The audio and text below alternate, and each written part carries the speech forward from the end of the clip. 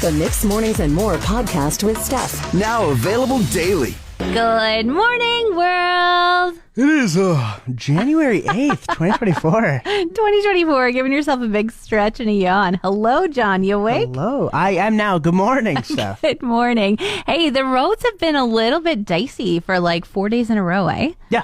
Yeah. As a guy from Summer Tires still on, he found out yesterday. Yeah, a little dicey. There's a guy from Summer Tires still on. I do not have Summer Tires on, but I've been driving my truck with all-wheel drive, so it does a lot of the work for you. However, it now needs a little tune-up, and so my husband let me drive his little car today. Ooh, nice. How was that? Well, it doesn't have all-wheel drive, and as we were switching keys yesterday, he was like, okay, so if this happens, do this, and I just want you to take off overdrive when you're going down Beacon Hill. And I got a full-on lesson as if I was in driving school again about like defensive driving in the snow. Yeah, as opposed to, you think if he didn't tell you any of that, you would have not even had a problem? You know what? I appreciated the refresher. Yeah. Because I did last year end up in the median on my way to work. I know. You know what? The roads were really bad. Yeah. I don't know. My tires just lost traction, and I took a big spin, and there I was. Just that Confed exit when you're heading up, and you can either go to Fort Mackay or come up. Yeah, I landed in the middle of that Confed exit. Wow. Yeah, did a little spin. So I don't mind a refresher. I appreciate it. Yeah, at that point you need one. Ouch. I'm joining a new trend, John. I've decided to start sending out Happy New Year cards.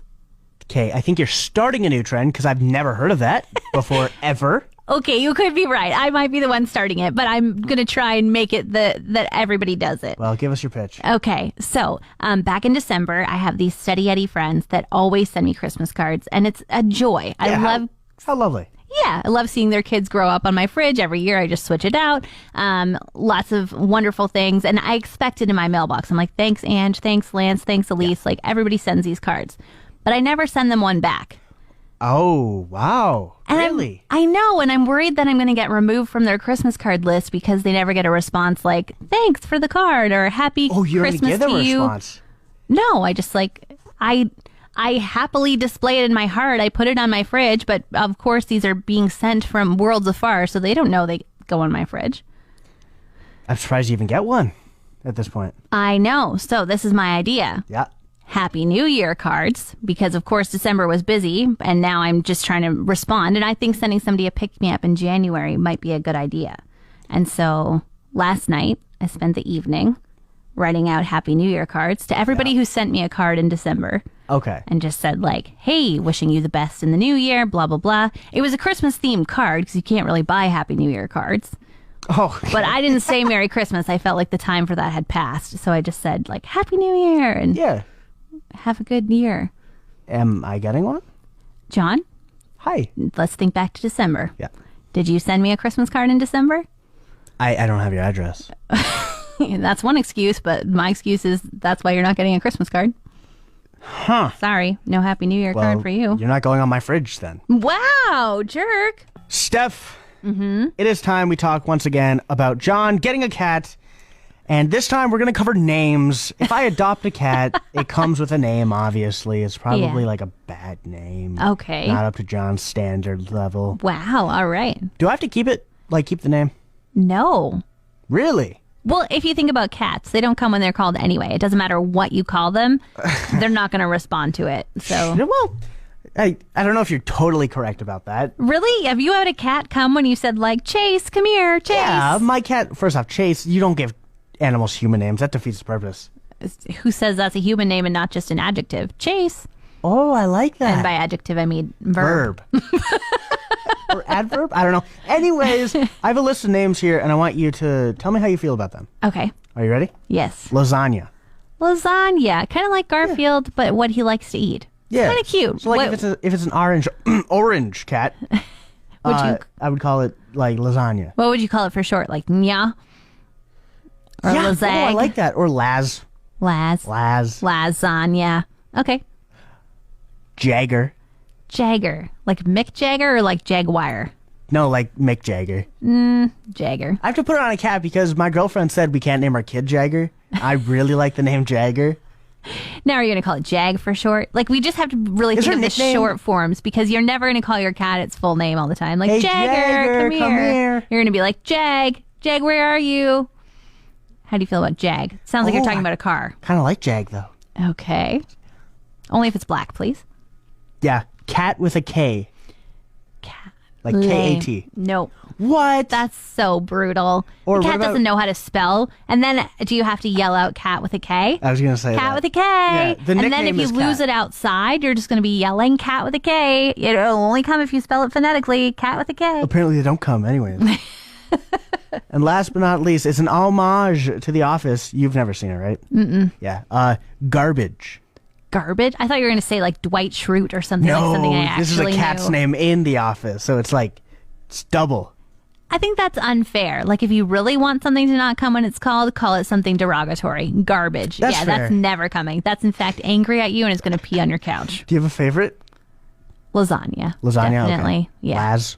Zag. Yeah. Today is the last day you're officially allowed to say Happy New Year. I didn't know that. Yeah. According to etiquette experts, they say that kind of the first day back to work of back to school a lot of times is a week or two after the new year. Yeah. And that's kind of the last day that you're going to see people for the first time. Yeah, you know what? That makes sense. Yeah, no, that does make sense. Yeah. Have you been still saying Happy New Year to people? I stopped saying it like January 3rd. January 3rd, I saw everybody who I was going to see in the new year. Wow. Okay. Are you still saying it? Oh, yeah. And I don't really care what this etiquette expert says. Yeah, because you're sending out cards. I am sending out Happy New Year cards this year, and I am just making it a thing. And I'll probably still say it for another week or two. Really? Oh, 2 weeks? Like, we're pretty much in February. Who haven't you seen? I don't know yet, but if I come across somebody I haven't, you can expect that when I say hi, I'm going to say, hi, oh my gosh, Happy New Year. So what do you think is too long? Like the third week in January, I would say. Like if you're getting Okay. to the end of January, but I mean, it's once a year that you get to say something other than, hey, how are you? So Yeah. why not milk it for a little while, you know? I get that. Yeah, you're making a good point. Thank you.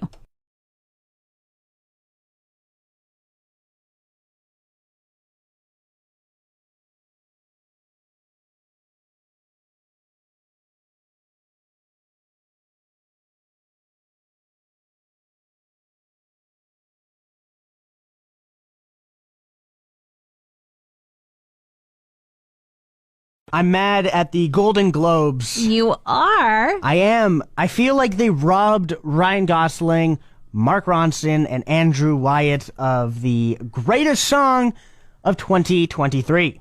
What did Ryan Gosling sing in 2023? you know. He acted. You know, he sang I'm Just Ken, baby. Oh, come on. I forgot about that song. Okay. So the winner of it was a Barbie song.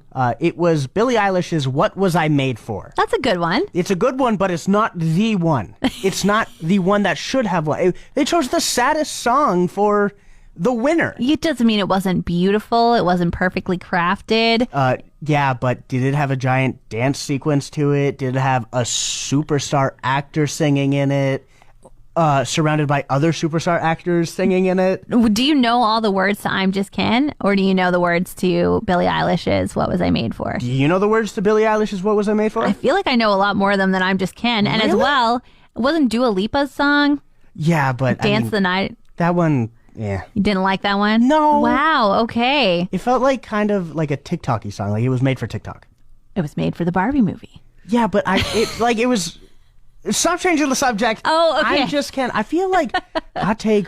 It was just because Billie Eilish was nominated. Wow. But I think Billie Eilish is quite a... No, she is. If I'm Just Ken wasn't nominated, I would be perfectly fine with this one winning, or Peaches by Jack Black. Was Peaches nominated? Peaches, Peaches, Peaches. That's a terrible You song. bet it was. Are you crazy? Like, there's a bunch of memes for both of these, but are they actually, like, musical achievements? I don't know. I think they're more just, like, funny achievements. But that's the fact. There's memes made about these. I didn't see one meme made about What Was I Made For? Because it's a song. It's not Yeah, but, like, not the best song. Like, it should have cultural impact. Okay.